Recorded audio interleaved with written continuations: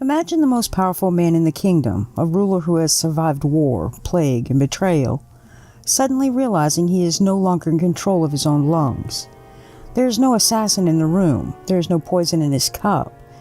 Yet King Martin of Aragon is currently being folded in half by a physical force so violent that his attendants are scrambling backwards in genuine terror. His face is a terrifying shade of bruised plum, his eyes are bulging, and his hands are clawing at the fine linens of his bed. Just an hour ago, he was presiding over a lavish feast of heavy, oil-slicked Mediterranean eels, a meal that sat like a weight in his gut. But the indigestion wasn't the crisis. The crisis was the sudden, rhythmic seizure that hit him the moment his royal performer walked through the door. The sound coming from the king isn't a scream, it's a wet, spasming rattle, a series of explosive, involuntary bursts that are hitting his diaphragm like a sledgehammer. Every time he tries to draw air, his muscles lock, snapping his torso forward and then sending sharp, jagged shocks through his nervous system. His body is trapped in a lethal feedback loop, a biological glitch that is literally crushing his internal organs. In the history books, they'll give this moment a simple name, almost trivial. They'll say he died of something common, something we all experience every day. But as you watch the King of Aragon lose his battle for oxygen, you'll realize there was nothing common about the way his soul left his body. Behind the palace walls of 1410, a perfect storm of biology, gluttony, and a single stray observation was about to end a dynasty. To understand how a man of this stature could be brought down by something so seemingly harmless, we first have to look at the state of the king's health on that fateful evening, and the strange character who held the weapon that finally broke him. By the spring of 1410, King Martin of Aragon was a man living in a body that had become his own worst enemy. At 53, he was physically spent, carrying the heavy toll of a life defined by excess and the immense stress of a kingdom without an heir. He was severely obese, a condition the chronicles of the time didn't see as a medical crisis, but as a sign of his heavy humors. Every step he took through the cold stone corridors of the monastery was accompanied by the sound of his labored, whistling breath.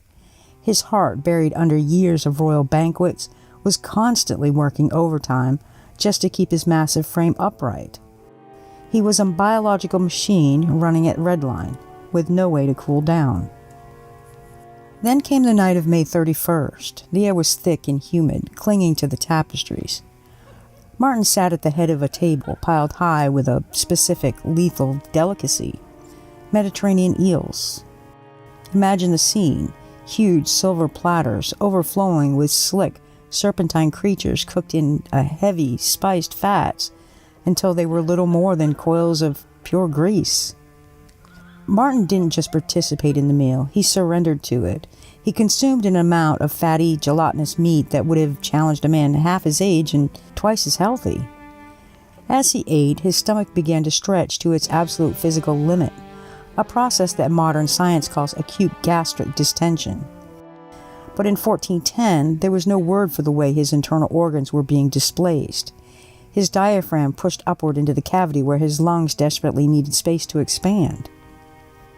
When the king finally retired to his bedchamber, he wasn't looking for rest, he was looking for air. He lay back on his silk bolsters, but the horizontal position only made it worse. The massive weight of the undigested meal was now pressing directly against his chest from the inside. He was trapped in a state of high-octane inflammation. His blood pressure was likely skyrocketing, his pulse thundering in his ears like a drumbeat of doom. In this dark, quiet room, the king was essentially a high-pressure vessel. His skin was taut, his nerves were frayed, and his respiratory system was hanging on by a thread. He was in a state of total physiological instability, where the slightest sudden movement or even a sharp change in his breathing could cause his entire system to misfire. He lay there in the flickering candlelight, sweating and struggling, completely unaware that he had just created the perfect conditions for a total system failure.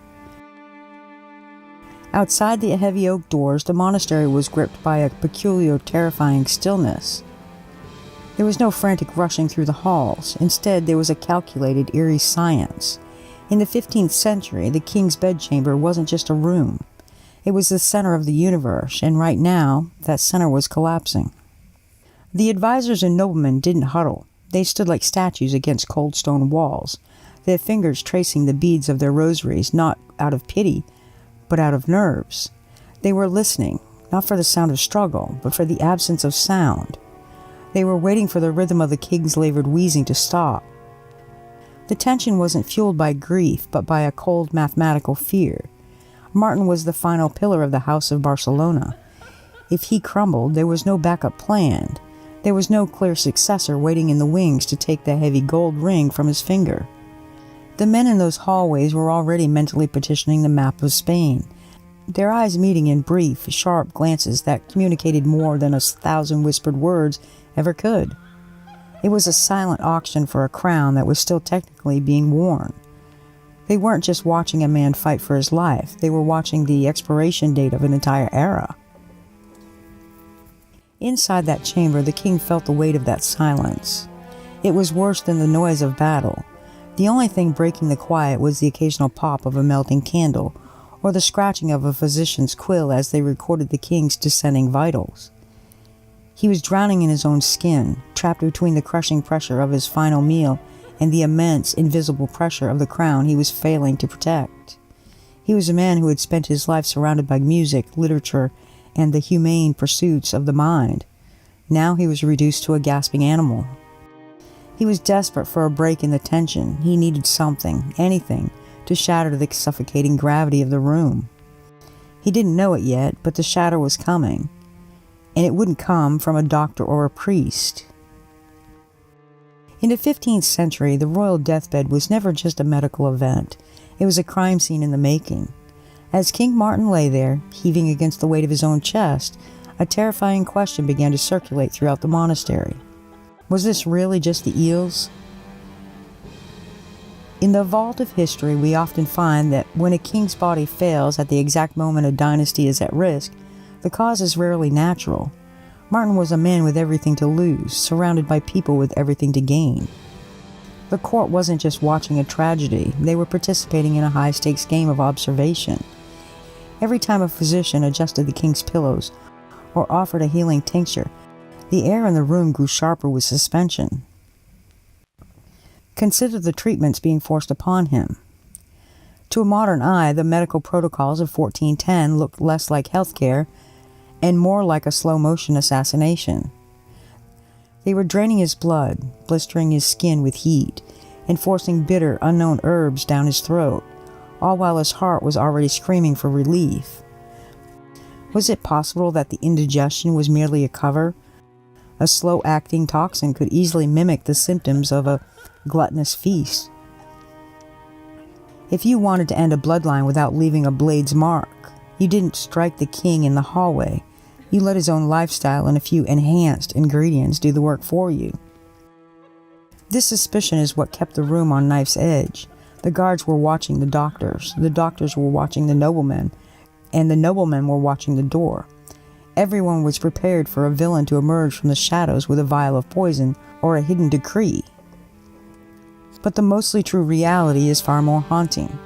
The threat wasn't sitting in a medicine bottle, and it wasn't hidden in a sleeve. The king was indeed in a lethal state of physical fragility, but the trigger for his collapse wasn't going to be a chemical one. It was something much more human and much more impossible to guard against. In the midst of the medical chaos and the political whispers, King Martin was experiencing a sensation even more debilitating than the pressure in his chest. Absolutely crushing isolation. When a king is dying, he ceases to be a person and becomes a piece of property. Every conversation he overheard was about the transition, the succession, or the state of the humors. No one spoke to him. They spoke at him, or over him, as if he was already a monument in a cathedral. For a man nicknamed the Humane, this was a psychological death before a physical one. Martin was a scholar, a man who cherished the sharp play of wit and the warmth of genuine human interaction. Now his world has shrunk to the size of a bedsheet, smelling of scorched vinegar and the metallic tang of blood from the doctor's lancets. He wasn't starving, not for food, but for a single moment that didn't feel like a funeral rehearsal. It is one of the mostly true ironies of power that the more people you have around you, the lonelier the end becomes. Martin lay there, his mind racing. He didn't want to hear another prayer. He didn't want to see another grim-faced advisor checking his pulse with a look of practiced grief. He wanted a window into the world he was leaving, a world of sunlight, vineyards, and the chaotic, messy life of the common people. He needed a distraction so powerful it could cut through the high-octane inflammation of his brain. He needed someone who wasn't afraid of a dying king, someone whose entire existence was predicated on breaking the very rules of decorum that were currently suffocating him. This is the moment where the crime scene of the royal bedchamber was breached, not by a masked assassin or a rival claimant to the throne, but by a man wearing the colors of a servant and the eyes of a keen observer. Bora, the king's favorite jester, did not belong in this room. By every rule of medieval protocol, a jester should be kept far away from a dying sovereign.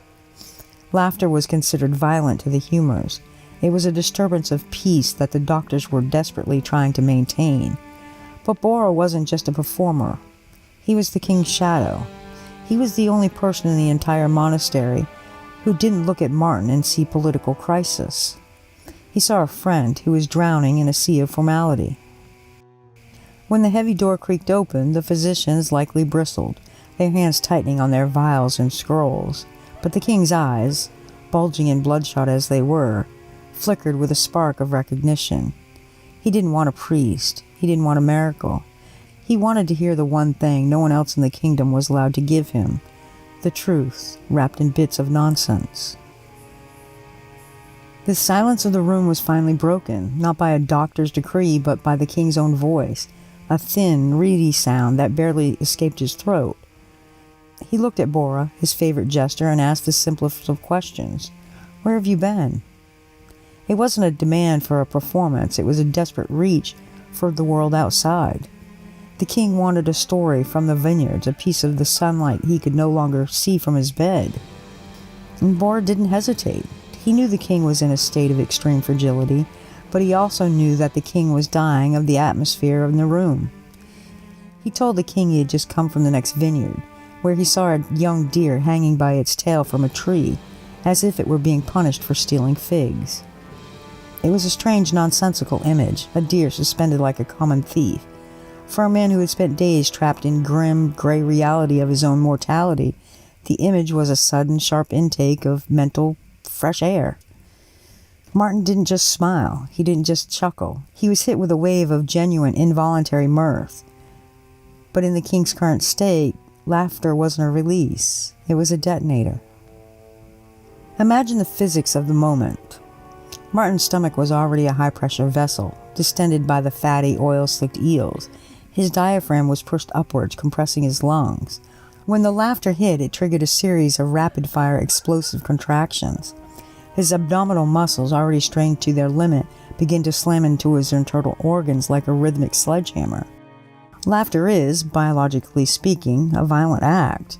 It requires the rapid expulsion of air and the sudden spasmic movement of the ribcage. For a healthy man, it was a workout. For King Martin, it was a catastrophe. As he gasped for air in between fits of hysterics, his blood pressure, already at the breaking point, spiked into the red zone. The sound in the room changed. The light-heartedness of the joke was instantly replaced by the terrifying sound of a body tearing itself apart. The king wasn't just laughing, he was spasming.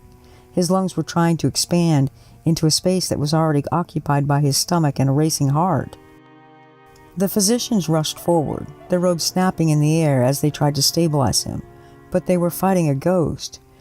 The humane king was trapped in a lethal feedback loop. The more he struggled for air, the more his body spasmed. The more he spasmed, the less oxygen reached his brain. His heart, buried under layers of inflammation and the pressure of the feast, finally gave way under the sheer mechanical force of his own joy.